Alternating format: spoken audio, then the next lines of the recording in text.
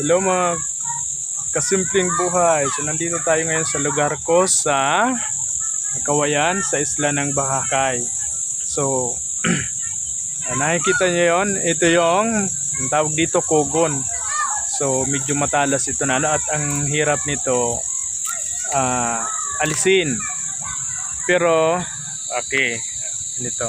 Nakikita niyo yan, may mga tanim na mga saging, mga puno ng kahoy, kagaya noon na santol. Ito, okay. Yung ginawa ko kasi ay nag-alaga ako ng pabo pagkatapos ko na hawanin yung yung kogo na to at nilagyan ko ng pabo. So, yun ang katuwang ko para mamatay itong kogo na ito. So ngayon, okay na siya.